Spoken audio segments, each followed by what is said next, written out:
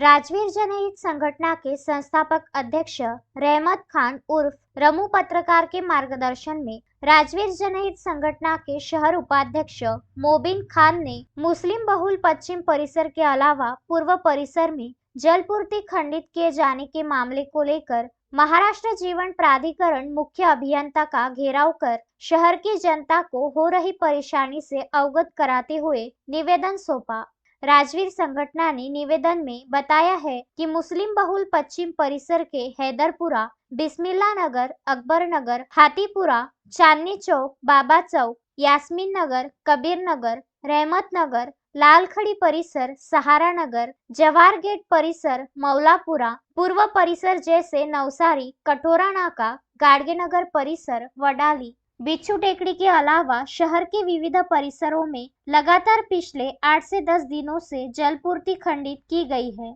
जिसमें शहर की जनता विशेषकर मुस्लिम बहुल पश्चिम परिसर की जनता को जलपूर्ति खंडित कर प्यासा रखा गया। इस परिसर की जलपूर्ति तुरंत सुचारू की जाए। इसके अलावा जिन परिसरों में जीवन प्राधिकरण विभाग ने पानी की पाइपलाइन डाली है, उसे पाइपलाइन नागरिकों को पानी तुरंत दिया जाए। सरकारी नियम दर के हिसाब से, जिस पर महाराष्ट्र जीवन प्राधिकरण विभाग के मुख्य अभियंता ने राजवीर संगठन के शिष्टमंडल को सकारात्मक आश्वासन देकर कहा कि तुरंत ही मुस्लिम बहुल पश्चिम परिसर के अलावा पूर्व परिसर एवं संपूर्ण शहर की जलपूर्ति नियमित सुचारू कर दी जाएगी। इसके अलावा पानी पाइपलाइन जहां जहां भी डाले गए हैं, उस परिसर में नागरिकों के मांग पर पानी मीटर दिए जाएंगे। निवेदन देते समय बरकत खान, अमीन खान, अब्दुल सलमान, मोबिन खान, नीलेश इंगले, अब्दुल करीम, आशीष चोरपगार, विजय वानखेड़े, दीपक चौरसिया,